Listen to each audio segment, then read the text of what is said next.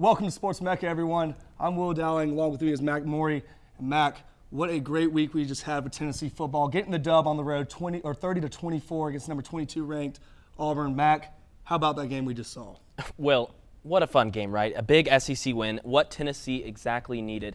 And what I saw really was I saw Garantano get a little more comfortable in the pocket, 21 for 32, 328 yards, which was a career high. His family was there to watch the game. How fun is that? 2 touchdown passes, and we saw Juwan Jennings get a little more involved there, and that's what they really wanted to see out of Tennessee. Yeah, Juwan Jennings, along with 9 different other receivers, making catches for the Vols this past weekend. Ty Chandler also getting 16 carries, 56 yards. Not the best running performance we saw from the Vols. We've seen them over and over in the past, try to make those holes with a struggling offensive line. But this past weekend wasn't the best. Credit defensive line.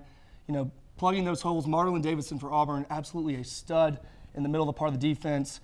So it just wasn't the best day for Tennessee running the ball, but receiving was absolutely perfect. It was, and it was enough to keep the defense honest. And as we know, Will, that front four of Auburn is elite. They're stacked and they're big and they're fast. So our offensive line had a little trouble making holes for Ty Chandler, Tim Jordan. They did what they could. The biggest thing was, though, Jarrett Garantano had completions to 9 different receivers, really spread the ball around. And that made it tough for Auburn to defend. They didn't really know what to guess.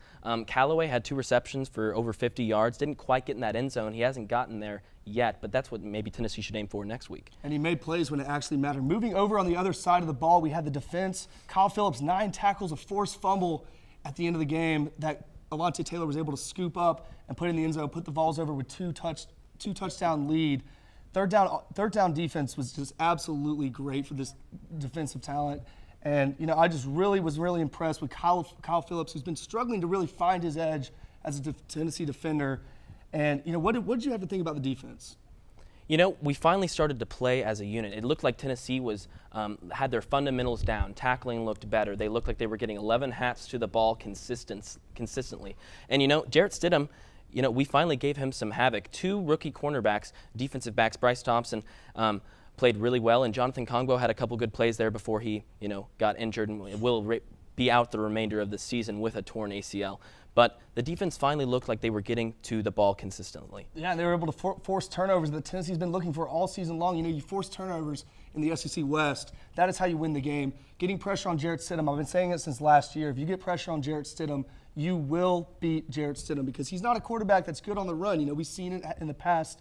He's not been able to make the right throws, and we saw the interception of Bryce Thompson and then the Jonathan Kongbo interception.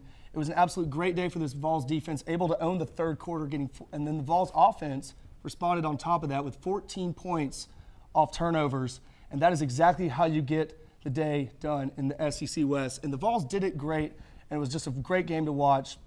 And speaking of Vols doing great things, we finally have a kicker in Brent Cimaglia. It's been a while since the Vols have had a consistent kicker like Brent Cimaglia, going 3 for 4, hitting from 42, 45, and hitting that last one in the game that really kind of put us over the top, putting us at that 30-point mark and put Auburn in a hole, down 2 touchdowns. What did you see from Cimaglia? I know you went to high school with him, and that's absolutely awesome. I did end up going to high school with Brent Cimaglia. We both moved actually to Tennessee, the state of Tennessee, the same year, so that was pretty cool. And I remember moving sophomore year of high school, he was hitting 45-yard field goals, and by the time we were graduating high school, it was more like 60-yard field goals.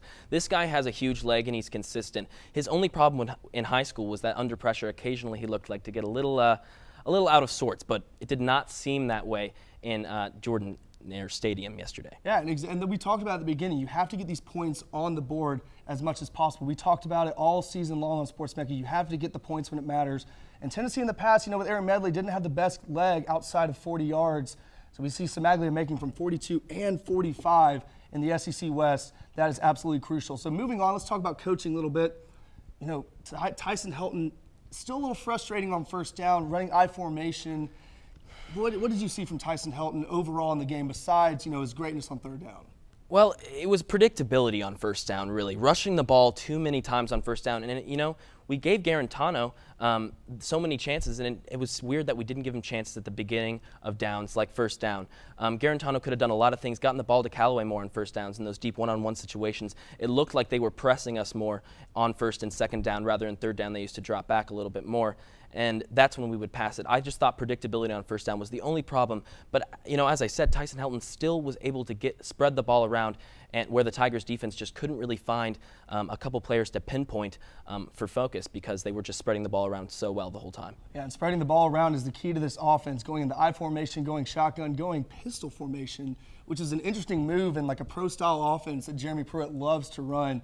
So overall, what would be your letter grade for this game for the Volunteers? It was a good game overall, but moving forward, playing Alabama.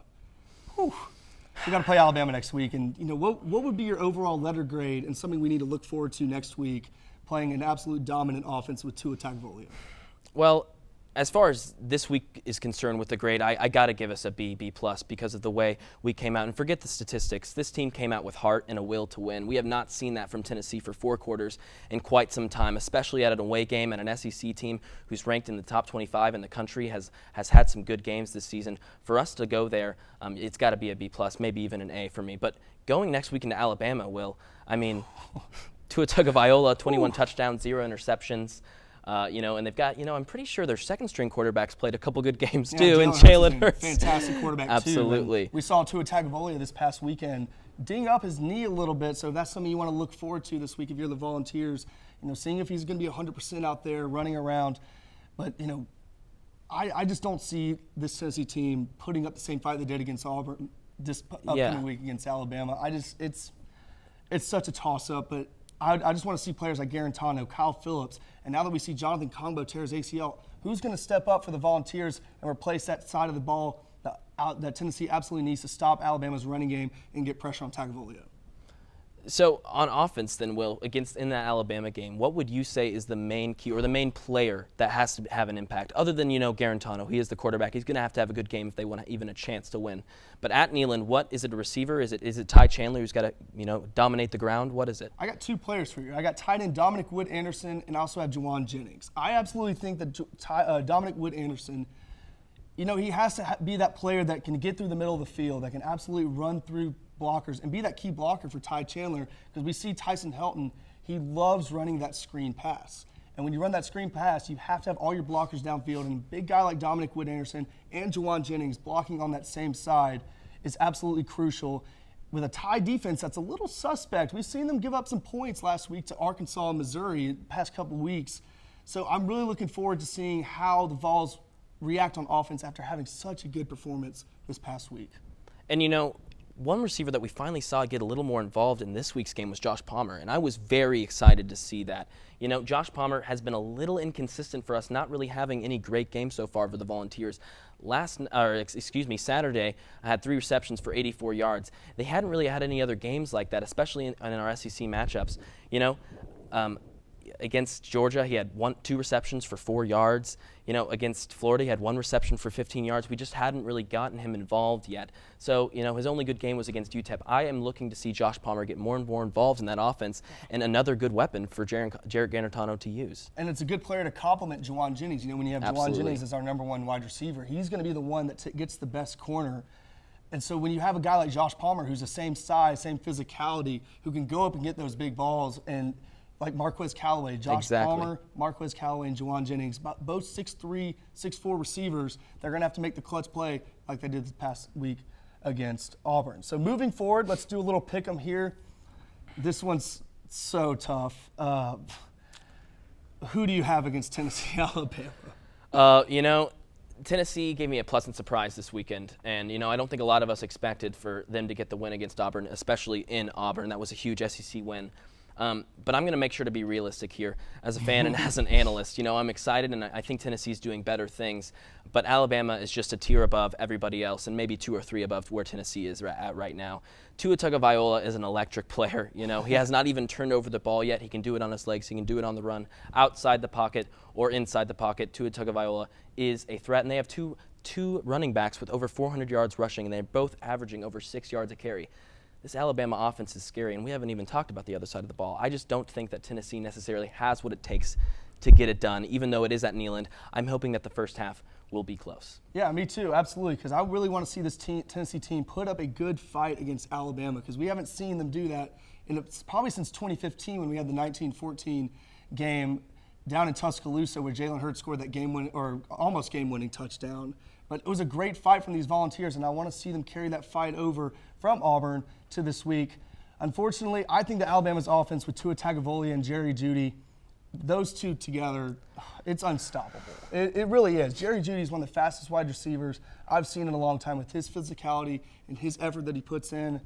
I don't know who covers him, Balin Buchanan, Sean Schamberger. I'm not sure. I'm going to have to go Tide pretty big in this one. Yeah. But I hope to expect, like you said, a really good first half performance from this Volunteers team. Carry that momentum over from this past week. Fix any mistakes that you have. I'm going to go 35-14. Wow, I like that. That's actually pretty nice for Tennessee. It's 35 points. I'm actually going to go 45-14, but just 10 more points for Alabama. I just think that, again, Tua Tagovailoa in that running game is too good, and we haven't even talked about Nick Saban and his schemes that he's going to have ready for Alabama. And like you were talking about with Jerry Jeudy, he's their leading wide receiver with over 700 yards and 9 touchdowns. And we know the physicality that Alabama has, and let's hear what Jeremy Pruitt had to say today in his Monday presser about how physical this Alabama team is and what they have to look forward to moving forward. Alabama has a tremendous team. They're a complete football team. Offensively, have lots of playmakers. It starts at quarterback, and they actually have 2 guys that are really, really good. Really good runners, are huge up front. Great wide receivers who have speed, that play physical, can run with the ball after the catch. Mike Loxley does a phenomenal job spreading the ball around. What we've been talking about is the physicality that Alabama has, and Jeremy Pruitt's been talking about it since he came to UT, because that's the only question he would ever get from the UT media, is how big this Alabama team actually is. And it's gonna be a fun game. I think it's gonna be awesome to see this Tennessee team take on an opponent that's at a caliber like Alabama. Get these younger players kind of in line and get them to expect what to expect moving forward in the regular season. That's all we have for our football segment. We're gonna be right back after this commercial break. We got a little Admiral Schofield interview with Cory Sanning, so we'll check out that when we return. We'll see you right back. I'm Adam Crabtree. I'm a senior here at the University of Tennessee. I am majoring in journalism, electronic media. I'm one of the executive producers on Vol Talk, and I'm also a member of the commercial production unit. How professional it is like the biggest surprise, because this is all a bunch of students coming in here. We have faculty members that advise us, but at the same time, it's all student ran. Every decision's made by the students, and how professional the atmosphere is. At the same time, it's still enjoyable and fun. It's a great learning experience. What's up? What's up? I've always enjoyed being on the sets. It's always like a second home to me. I always feel at home. This is what I want to do. I started out as like an audio guy. I was in charge of making sure all the guests were mic'd properly and the levels were appropriate. Hey Justin, can you count to 10 for me? Did that for about a year, and then like my third semester started in a producing role and just helping out with during the set, like making sure all the cameras were where they needed to be, and we had all the materials we needed for each show. The executive producer now, we're making sure the whole show's ready to go. And just to be able to step into like more of a leadership role and actually take on the responsibilities of getting the show off the ground has been kind of stressful at times, but it's been a great experience to learn this here. Besides going out in the real world and just like being thrown in the fire and not having any background or any experience beforehand. To know how to like conduct myself in a professional environment while still maintaining having fun and getting the job done is something that I probably could not have replicated anywhere else on campus. The UT Student Health Center offers a variety of services for students, faculty, and staff of the university. Our full-service pharmacy is staffed with licensed pharmacists who are dedicated to the health and well-being of the UT community.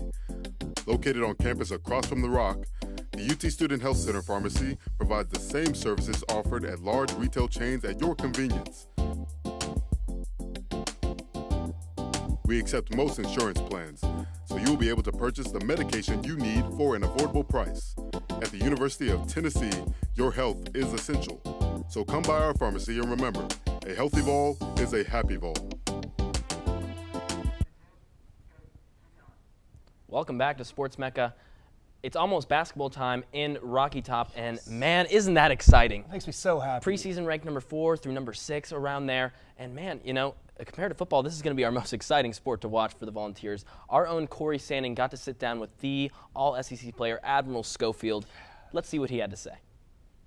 Being a student of the game as you are, we've seen it many times in the NBA with teams like the Heat in 2012. You had North Carolina. They use these losses as motivation. How much have you guys used that as motivation? How much is that on your mind when you get up early in the morning and go run? When you come here to put up early or put up late shots, how much has that been on the mind of your mind as well as your teammates? Well, see, I think it's different for us because for us it's just all about doing our job. And at the end of the day, the reason we lost is because we didn't execute and doing our job. I don't think we take it as any motivation other than what we're trying to do, and that's compete and be the best team on the floor every night. And we know that once we take it step by step in that aspect, we get opportunities to, be in championship games and be on the big stage. So for us, it's just step by step. We can't worry about what happened last year, but we can't forget about what happened last year. We have to learn. But I won't say that's our motivation. I think our motivation is just playing hard for each other, representing this university the best way we can, but also going out and compete for championships, because that's where we want to be, and that's the type of program we want to be going forward. Once I leave here, we want to be a national championship contender every year. We want to get 5-star recruits. We want to get the best players in the country. So this is what we're doing now to establish that for the future. So the biggest thing for us is beyond Loyola, it's beyond Kentucky, but it's more so about what we're doing, what we're trying to do here as a program, as our coaching staff is trying to do, and as what we're trying to do as a team, and that's just win. Great stuff there from Cory Sanning, and really interesting stuff that we got to hear from Admiral Schofield. If you want to hear that whole interview, it is on the Volunteer channel. Will, what do you have to say about that, Admiral Schofield? Just acting like every other SEC game, it's just another game. He just sounds like a leader. He just sounds like a guy that's willing to put in work no matter what. He mentioned every single person has to do its job. Kyle Alexander, he's the center. Lamonte Turner, he's the point guard. Admiral Schofield, power forward, wing, shooter, can basically do anything you want him to do. And it just makes me so happy that we have a leader like Admiral who can come into this university. He's making hype videos for football team. This guy is invested in this university, and he wants us to do well. And I think as a basketball player and a team that's so experienced like Tenneesse is, it's nice to have a guy like Admiral Schofield, who can be that shining hope for this team that any guy can go talk to, any person that can go talk to if they need anything. Lamonte Turner, Kyle Alexander, Grant Williams. Can't even forget about Grant Williams. The SEC Player of the Year. That is, the team is stacked. It's good to see a team like this, make its way through, and how Rick Barnes has built it up. I'm not about to say brick by brick. I would never say that ever again. But Rick Barnes has built this program up from the ground up, and it's just awesome to see Admiral do that. What did you have to say about that? Yeah, I've got to agree with you, Will. Admiral just looks like a leader and looks like a guy when crunch time is happening, he is the guy to step up. And it's crazy that we're saying that with another guy on our team like Grant Williams, who was the SEC Player of the Year last year. That's the thing about this team. This team just has pieces that other teams don't. We've been in situations that other teams haven't been in yet, and that is what Tenneesse is going to benefit from. And Rick Barnes knows what to do with that kind of talent, This is a well-rounded basketball team that the Volunteers have finally built up. I'm about to say this, and I don't want to. Okay. All right. I don't want to get you nervous or anything. I'm ready. Do the Vols repeat what they did last year in the SEC? I know. That's a crazy question. Here's a crazier answer: yes, and I think they do even better. Nice. And they're going to go farther in the tournament because they've been there now, and that is what's so exciting. This team is going to be able to really make a run, maybe even to the Sweet 16, Elite 8. Final Four, we're hopeful, that this team is that deep, and it has the weapons to be able to do that. It's got shooters. Grant Williams, and Admiral Schofield are going to be one of the best tandems in the SEC. The veteran leadership that's on this team is just, it's amazing. I'm going to agree with you. I think that they actually do repeat. They're going to win the regular season, but come SEC tournament time, that's kind of where the Vols kind of slip away in a way. They lost in the SEC championship tournament this year to Kentucky. That Kentucky team was way too deep, way too stacked. But I think that they actually have a chance to repeat, win regular season. I think they finally get over that hump that Tenneesse basketball needs and wins the SEC tournament. I would love to see guys like Admiral and Kyle Alexander who've put in so much work for this UT basketball program, and Rick Barnes.